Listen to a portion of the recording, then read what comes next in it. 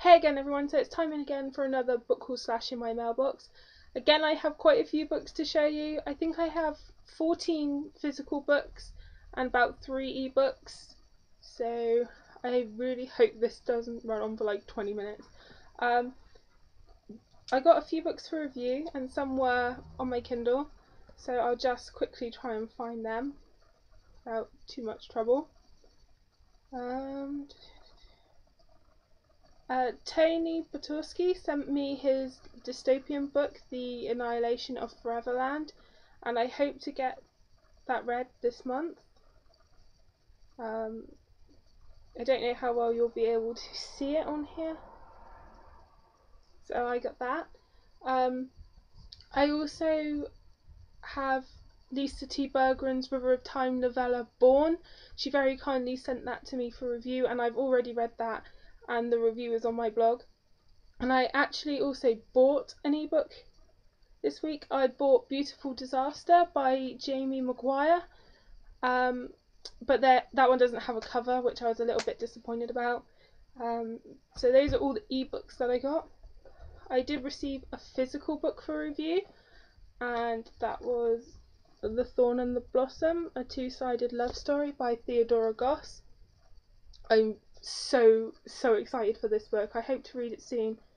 And even if I don't like the story so much, which I'm sure I will, but I'm just saying that it's such a unique book to have in my collection because it's an accordion binding.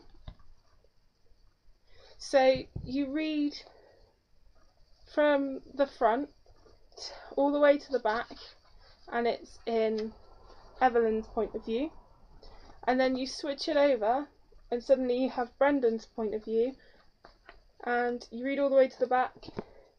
It's his, and it's because of this accordion binding. Now I'm going to really muck up showing this. Yes, I knew that was going to happen. So basically it doesn't have a spine. It's just a really cool, unique book, and I can't wait to check that out. And that's from Quirk Books. They always have such wonderful looking books. They really do.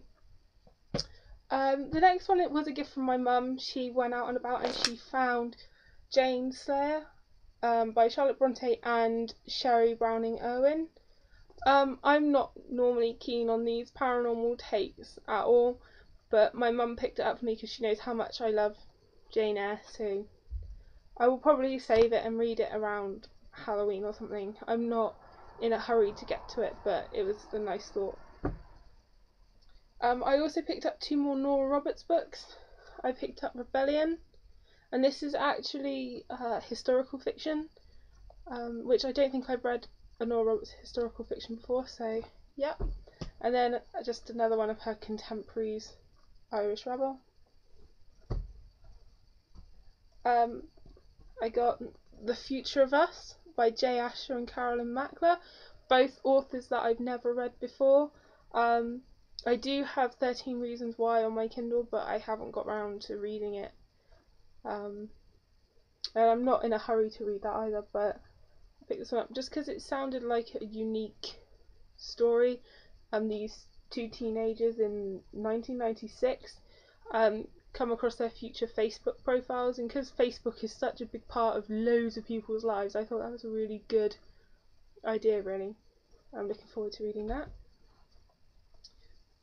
I also bought Heaven by Christoph Marzi. This is a German author, but this is in the chart over here at the moment, and from what I understand of the back of it, it sounds a bit like Stardust. The night that Heaven lost her heart was cold and moonless, but the blade that sliced it out was warm with her dark blood. A compelling urban fairy tale where love, death and the stars collide. So reading between the lines, I think that Heaven is a star, and like in Stardust, they basically hunt her for her heart and they want to cut it out. That's definitely what it sounds like, so I'm intrigued as to see if I'm right or not. And this would be part of my Big Books challenge because it's just over 400 pages. I also picked up the Hunger Games official movie companion. I was so excited when I saw this. It wasn't supposed to come out until March the 1st, I think, but I picked it up like 3 days before that.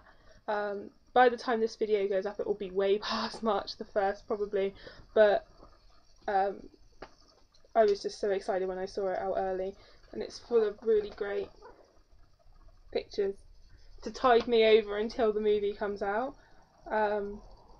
There's another book like this coming out called The World of the Hunger Games, but that's like a smaller hardback copy, I think, and it shows a cast like this, which I thought was really cool.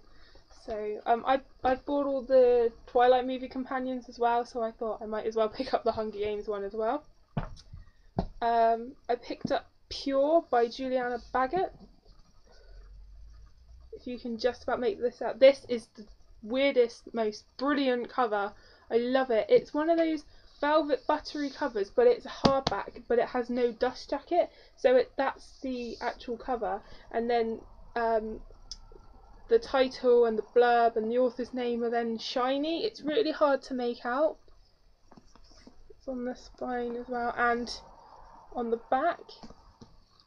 And this is a dystopian, and I love on the inside that it's white on black, and it has all these cogs, feathers, and a comb up there, and I'm really intrigued to see what part they play in the story. And then on the back they've got white on black, and then yeah, that one's black on white, and you could choose but what colour you wanted this book in. You could either get it in black or you could get it in white, and white looked beautiful, but I was really worried like the slightest thing would mark it and then it would look horrible, whereas you don't, maybe not so many marks will show up on the black one. But I'm really excited for this and I can't wait to read it, and again this will be in part of my Big Books challenge, so I'm really looking forward to this. It sounds brilliant. I then finally decided to try an Ellen Hopkins book because I follow quite a few people on YouTube that are fans, and I didn't know which book of hers to get, but I decided that I wanted to get a standalone because I didn't want to get the first in a series, because if I didn't like it I would know that there are other books to it. So I decided to get Triangles, and I love this cover. It's really pretty looking, and then the under the dust jacket is this pale purple, so that's really nice. I don't know when I'll check this out, but I'm glad now that I do have it to give Ellen Hopkins a go. I then picked up Everneath by Brody Ashton, the Hades and Persephone retelling. I wasn't going to buy this. I know my friend Jess was so excited for this. She had the countdown widget on her blog, but I wasn't, it hadn't sort of grabbed me in any way. I wasn't counting down for it at all.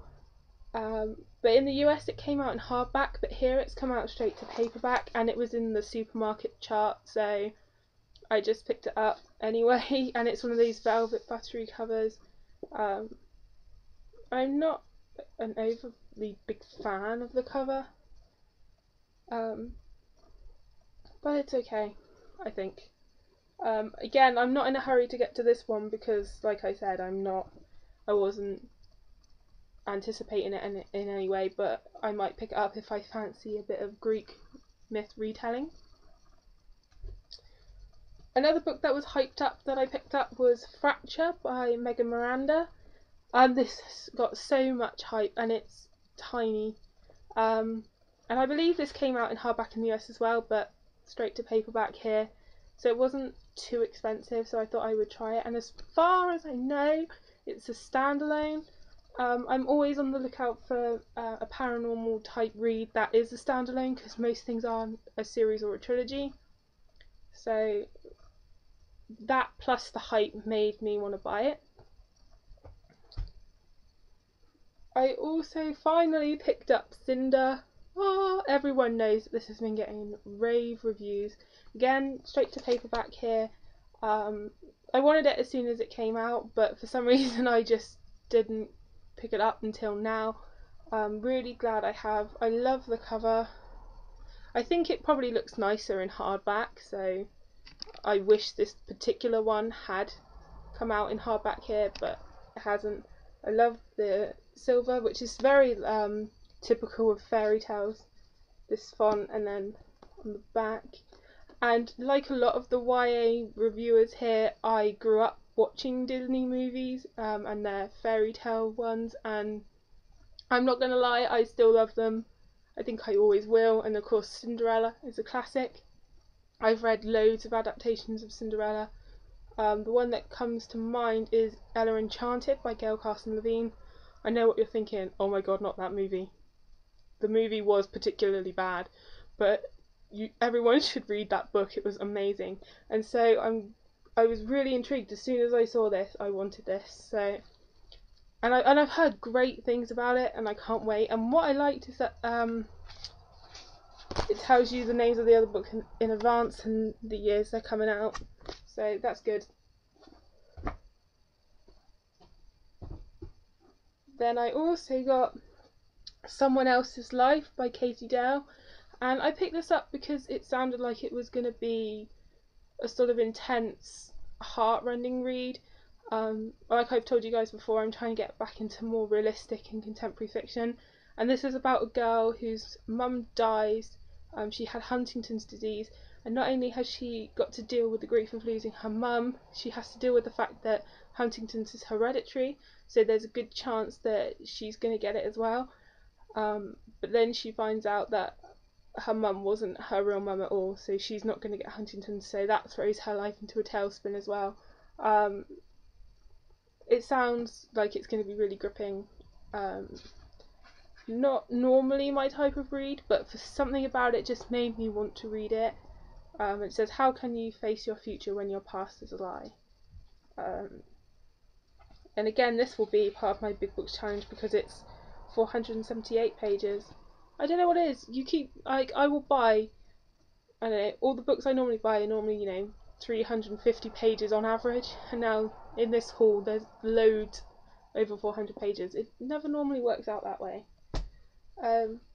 Last but not least, I finally got a copy of The Fault in Our Stars by John Green. I'm really disappointed that it's not signed. I could not seem to get my hands on a signed copy anywhere. I was seriously devastated. But I decided that enough was enough of trying to hunt down a signed copy. Just get the book already. So I finally have it, and I hope to read this in March as well. But in March I'm trying to read as much dystopian as possible in honour of the Hunger Games, but I think if I tried to read all dystopian it would depress me and it would not be fun, so I'm going to try and break up some dystopian reads, so probably get this, although I've heard this is sad as well, so maybe I'm just determined to be depressed in March, who knows. And then lastly I got a bookmark.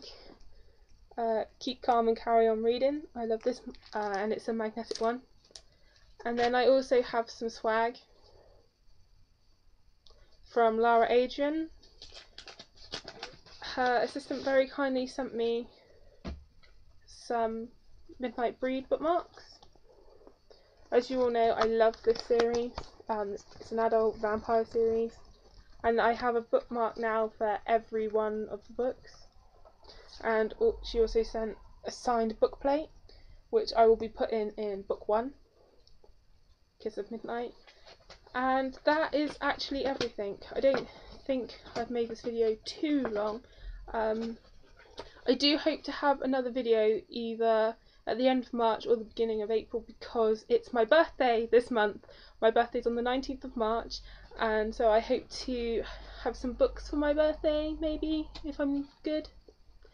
So yeah, I will see you guys soon with another book haul, and happy reading!